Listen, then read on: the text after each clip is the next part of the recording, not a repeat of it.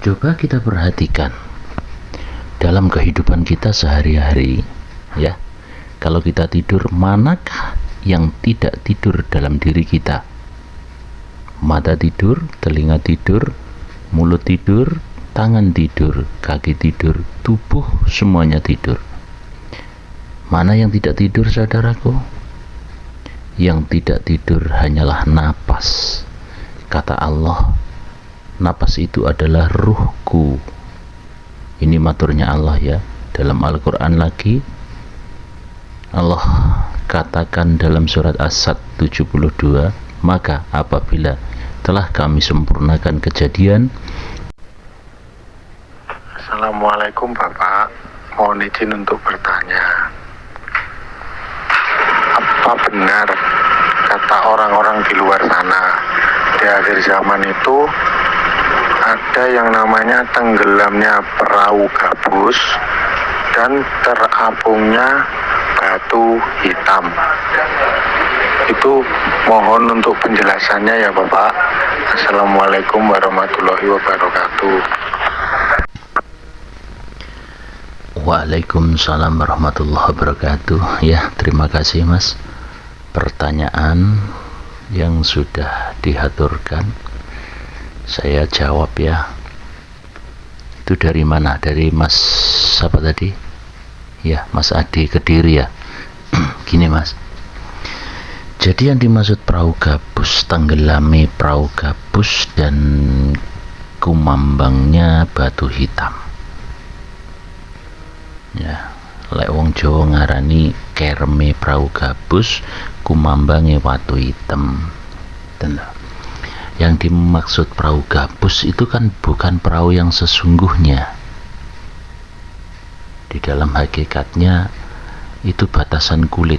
Jadi dari pandemi corona ini sudah terjadi perkataan orang-orang dulu atau ramalan orang dulu, besok yer yang wis teko akhir zaman terjadi kerme perahu gabus. Apa itu? Jadi sesuatu pelajaran yang mengajarkan di kulit. Coba kita bayangkan, di saat kita makan kulit jeruk ataupun kulit duren, kita masukkan ke air, pasti dia kumambang atau terapung, ya.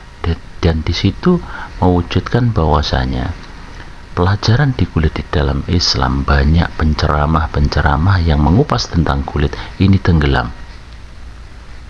Kenapa begitu? Ya karpe Allah baik memunculkan sebuah pandemi di Indonesia, membikin semua pengajaran tentang kulit ini mulai tenggelam, ya. Wis mislep, wis wanjine, wis wayai yang sesuatu yang bermutiara atau dibilang batu hitam, bentuknya abot kok bisa kemampul, bisa kumambang atau bisa terapung gitu ya. Maksudnya apa ini? Ya. Nah, ini kan tanda-tanda saja kebesaran Allah, ya, dikarenakan sesuatu yang sudah lama dipenjara, dipendam beribuan tahun, ya, tidak dimunculkan. Sekarang ini sudah dimunculkan. Allah ingin dikenal. Jadi batu hitam itu sanipan bahwasanya hidup yang ada di dalam diri kita. Kalau kita sadari dalam hidup kita itu kan bukan hidup kita pribadi. Nah, hidupnya siapa? Diaturkan dalam hadis qudsi, kuntu kazinatan khafiyah, ahbabtu an u'rafa mukhalaqtu khalqa fa'araftu ilaihim arafuni. Yang maksudnya, Allah mengatakan, adalah aku suatu pembendaharaan yang tersembunyi, maka ingin aku supaya diketahui siapa aku, maka aku jadikanlah makhlukku, maka dengan Allah mereka mengenalku. Inilah yang dibilang batu hitam tadi Mas ya, Mas Adi ya. Jadi Jadi pembendaharaan yang tersembunyi ini sekarang sudah mulai mencuat lewat YouTube, mawedar ilmu tauhid, mawedar ilmu makrifat. Ya, itu Allah saja. Agar apa? Agar dikenal suatu pembendaharaan tadi. Yang selama ini cuma huru-hara, pengajian ke sana ke sini, gerutuk-gerutuk bareng-bareng, tetapi di saat pulang kesemuanya kita tidak tahu apa-apa. Apa yang harus kita lakukan pun belum pas menurut kolbu kita. Akhirnya apa yang terjadi? Allah memunculkan diri lewat kolbu-kolbu orang yang ditunjuknya untuk mengajarkan sebuah ilmu yang hak, ilmu makrifat atau ilmu mengenal siapa diri kita. Jadi bukankah benar selama ini kita terjebak di dalam perahu gabus? Apa itu? Kita pintar ngaji, baca Al-Quran sudah fasih, seolah-olah sudah bisa ngaji. Belum, saudaraku, itu masih belajar untuk membaca, tapi belum mengaji. Karena sekalian sudah tahu membaca, harus mengkaji, tahu isi arti dari yang kita baca. Karena surat yang ditunjukkan kepada Allah, yang ditujukan kepada manusia, bagaimana sih maksudnya surat? Surat itu didatangkan kan pada seseorang, kepada manusia, kesemuanya manusia. Untuk apa? Untuk dimengerti apa itu surat. Dan apakah selama ini kita tahu apa yang kita baca? Kan enggak kan? Sing dibahas api-apian moco makrote salah dadi gegeran. Perdebatan masalah kitab jadi gegeran. Karena apa? Kita masih menolak apa yang tidak cocok menurut kita. Ya, kita belum mampu untuk menerima apa yang tidak kita sukai. Ya, akhirnya kesemuanya itu ditenggelamkan. Dan sekarang dimunculkanlah batu hitam atau sang pembendaharaan yang tersembunyi tadi. Kalau kita sudah tahu dan paham siapa sebenarnya yang hidup di dalam diri kita, itu bukan hidupnya manusia, tapi hidupnya Allah. Alamatnya sudah jelas di dalam Al-Quran juga disebut nahnu aqrabu ilahi min hablil warid. Kami telah dekat kepadanya daripada urat lehernya. Loh, itu alamatnya jelas. Seumpama Google Map itu sudah jelas menunjukkan bahasanya Allah itu tidak jauh, berada pada diri setiap insan, juga di luar diri insan. Itu kesemuanya Allah saja. Terus berarti yang mana? Manusianya yang mana? Dan ini alamat Allah lagi. Allah menyebutkan dalam surat Syad ayat 72, fa idza sawaituhu wa nafakhtu fihi mir ruhi faqa'u lahu sajidin. Apabila aku telah menyempurnakan ciptaannya dan meniupkan ruhku ke dalamnya, tunduklah kamu kepadanya dalam keadaan bersujud. Nah, ini matur kepada manusia. Surat ini ditujukan kepada jin. Jin itu siapa? Nafsu yang ada dalam diri kita. Bahwasanya kita disuruh tunduk kepada pembendaharaan yang tersembunyi, yaitu ruh yang dihidupkan dalam hati. Siapa itu? Dibilang penake sanubari atau batin. Batin itu kan goib, batin enggak kena disentuh. Ya toh? Orang kena didelok, orang kena dideleng, tidak bisa dipandang oleh mata dohir. Itulah batin. Makanya disebut Allah itu goib. Dan goib itu bisa mewujud ketika sudah terwujud. Seumpama kita batin sesuatu, akhirnya kita wujudkan, akhirnya terwujud, itulah jadinya wujud. Sesuatu yang goib tetaplah goib. kalau tidak dizahirkan maka dia tetap akan menjadi ghaib. Jadi untuk mempelajari pembahadaraan yang tersembunyi itu tadi, kita harus mengenali siapa diri kita yang sebenarnya.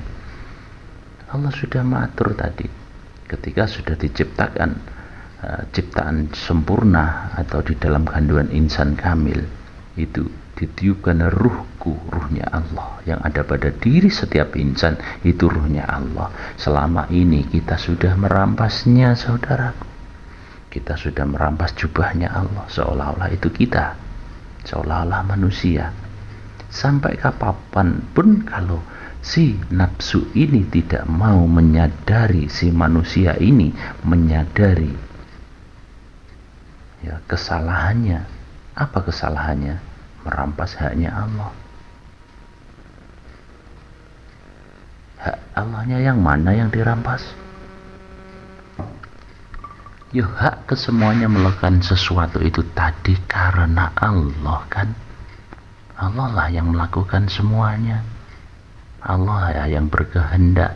Allah lah yang berbicara, mendengar, melihat, bergerak. Itu si batin. Batin itu adalah siruh. Siruh itu adalah si Nur Muhammad. Nur Muhammad itulah rasanya Allah. Maka dibilang manusia itu adalah percikan zatnya Allah, bagian dari Allah itu sendiri. Gitu ya saudaraku ya. Kalau manusia itu bagian dari Allah, ya berarti di situ di dalam diri manusia itu menyimpan rahasianya Allah. Inilah saat ini munculnya atau terapungnya batu hitam atau kemampule watu hitam. Sudah diwedar di mana-mana pun tentang pelajaran ini.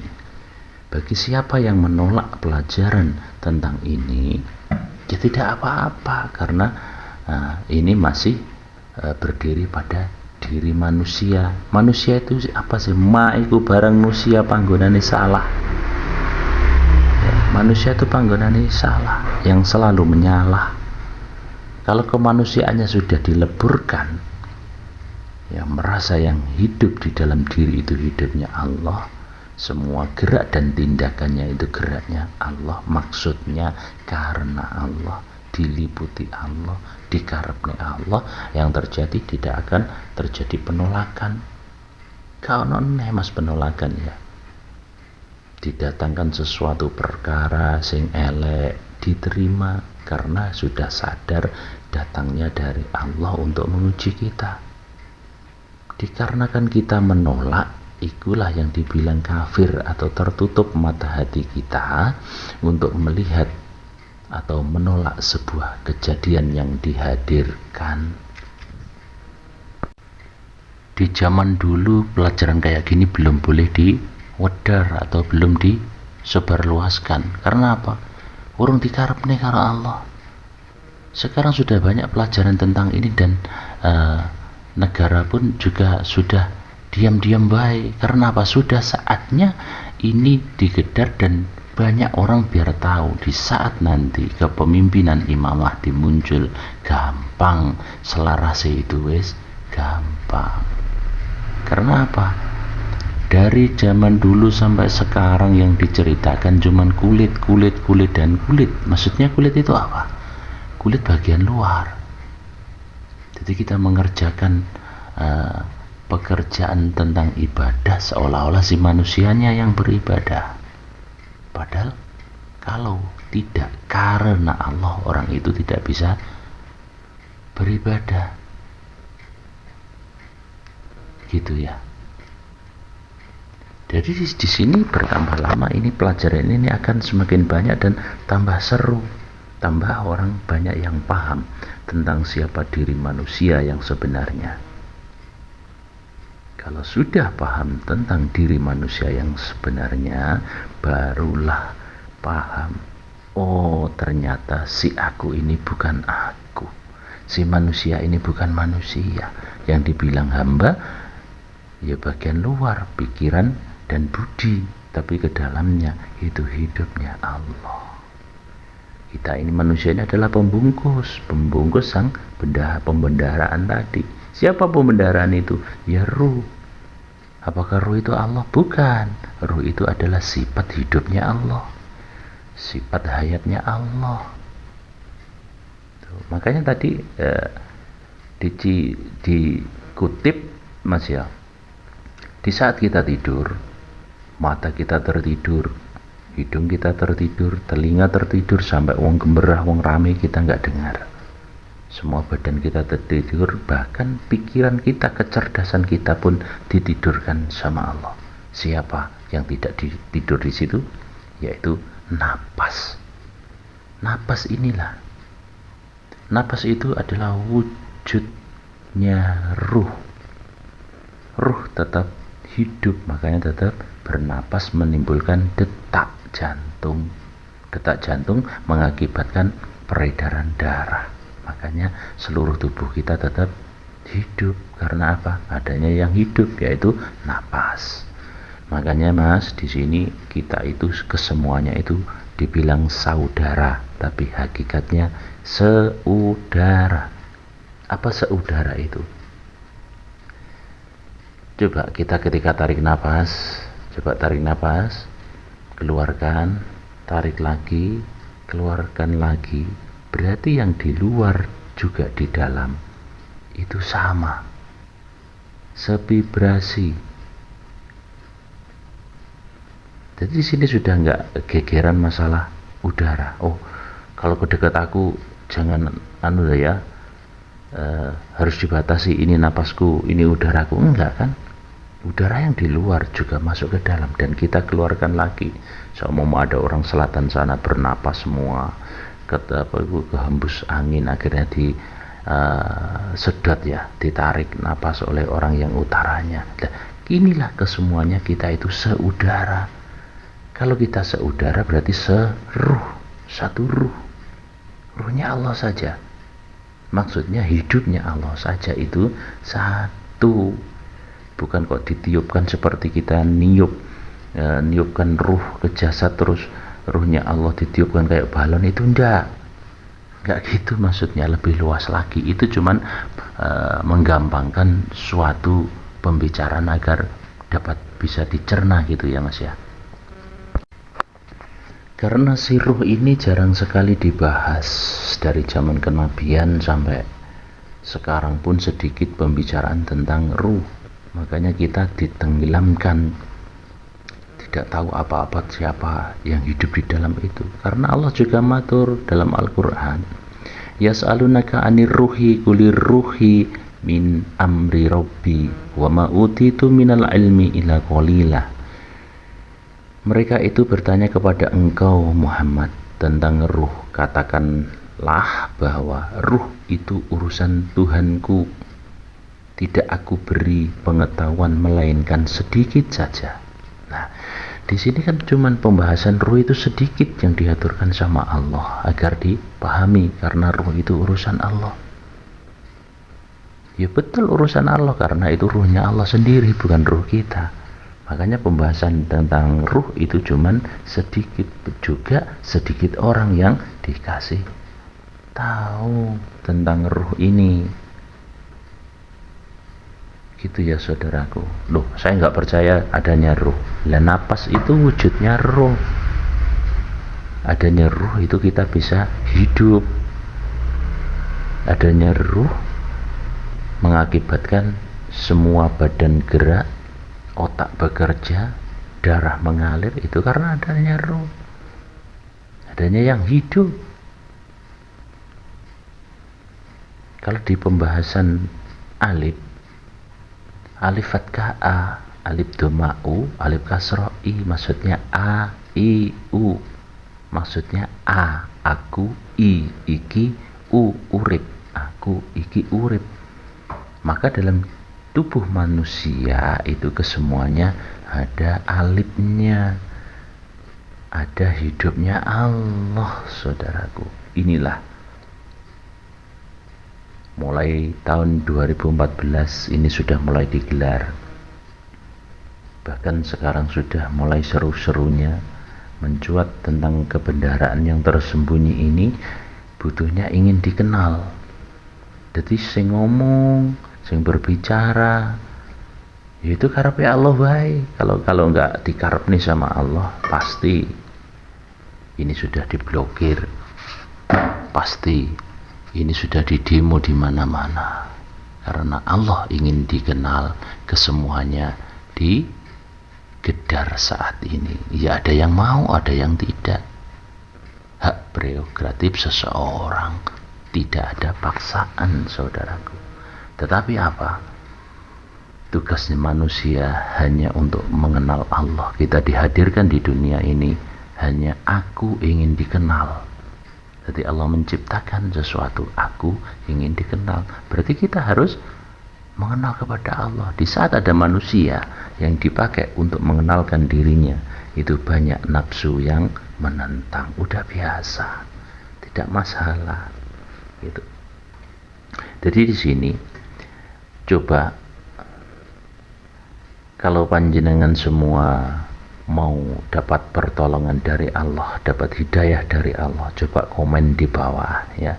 Komen di bawah dengan angka 7 lalu dilanjutkan dengan komen. Apa angka 7? 7 itu kalau orang Jawa pitu, maksudnya pitulungan. Ya, komen saudaraku ya. Komen di bawah.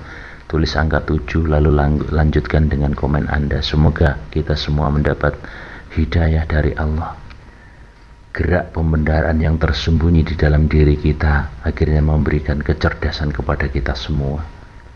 Di akhirnya kita nanti akan betul-betul paham, mengetahui tentang siapa jati diri kita, agar kita berpulang kepada Allah dengan gampang dan nyata. Karena cuma di dunia inilah kita bisa mengenal Allah. Kalau kita menunggu kematian, sudah telat. Tidak ada bahasan kembali setelah kematian. Bahkan orang mati pun minta kepada Allah untuk dihidupkan agar bisa mengenal Allah dan berbuat baik di dunia.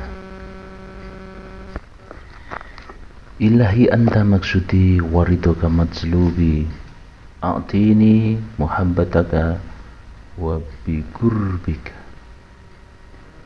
Ilahi, ya Tuhanku, engkaulah tujuanku, keridhoanmu-lah aku cari.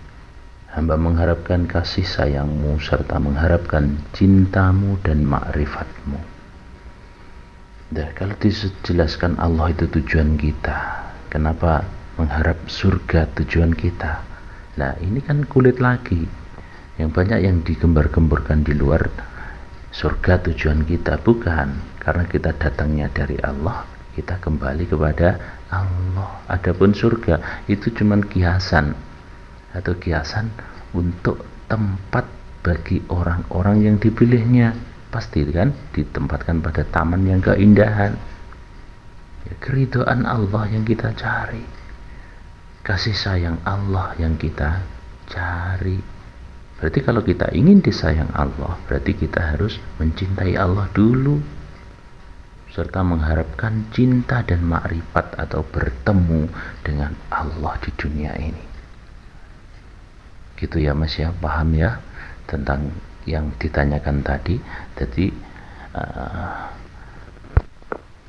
tenggelamnya perahu gabus bermaksud ini menenggelamkan suatu kulit karena sudah terlalu lama terapung Mas ya.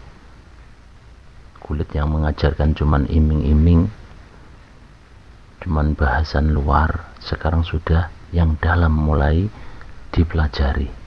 Itu ya, batu hitam yang terapung itu atau batu hitam sing kumambang, iki si ruh sudah mulai mengajarkan, atau hak giginya Allah mengajarkan untuk mengenal Allah secara sempurna. Bagaimana cara mengenal Allah secara sempurna? Yaitu mengenal siapa diri insan kamil yang sesungguhnya. Siapa dirinya? Kalau sudah tahu siapa hidupnya, itu adalah hidupnya Allah, maka yang terjadi akan terjadi guru robbani di dalam kehidupan kita. semuanya akan ditata sama Allah, semuanya akan diberi kecerdasan oleh Allah, akan dipahamkan dengan yang hidup di dalam diri setiap insan itu. Maka dengan itu, marilah kita sama-sama mempersiapkan diri sebelum tahun 2025. Tinggal 2 bulan lagi kita persiapkan diri kita untuk mengenal Allah secara sempurna, karena di sana nanti akan terjadi penyaringan besar-besaran. Kita masih diperbolehkan hidup, atau hidup ini masih mau ada di dalam diri atau tidak, itu haknya Allah saja. Yang penting sekarang kita siapkan benar-benar untuk mengenal siapa yang hidup di dalam diri.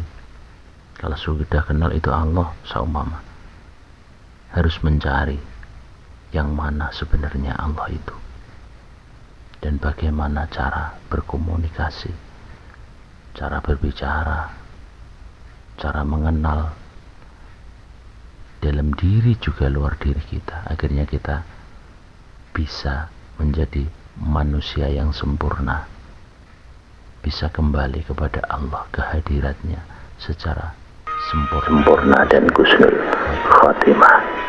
Allahumma amin.